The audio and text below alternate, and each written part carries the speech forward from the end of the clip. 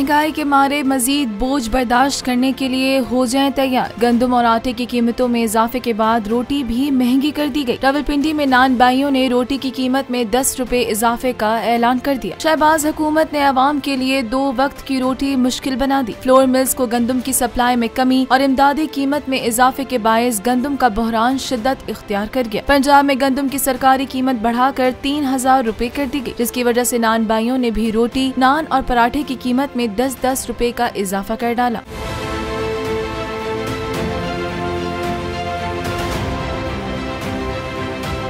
Naan by association के सदर शफीक कुरैशी ने बताया कि सुर्ख आटे की पतेरी रोटी की कीमत 12 से बढ़ाकर 20 रुपए, सफेद फाइन आटे की खमीरी रोटी की कीमत 20 से बढ़ाकर 30 रुपए, तिल वाले नान की कीमत 35 रुपए, जबकि तंदूरी पराठा और रोगनी नान की कीमत 50 रुपए कर दी गई। नान बाइयों ने बताया कि उन्हें सुर्ख आटे की बोरी 7000 रुपए और मैदा फाइन आटे की 80 किलो की बोरी 9500 रुपए में फरोख्त की जा रही है। मैं हूँ इमरान रियाज खान। अब आप मुझे देख पाएंगे सिर्फ बोल न्यूज़।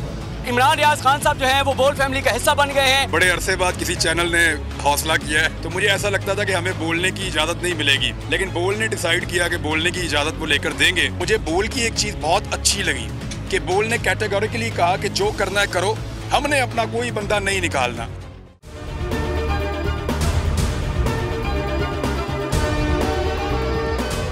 सबसे ज्यादा व्यूज, सबसे ज्यादा रील्स और सबसे ज्यादा रेटिंग के साथ बोल अब भी नंबर 1 पोजीशन पर बरकरार। सब्सक्राइब करें और बेल दबाएं ताकि कोई खबर रह न जाए।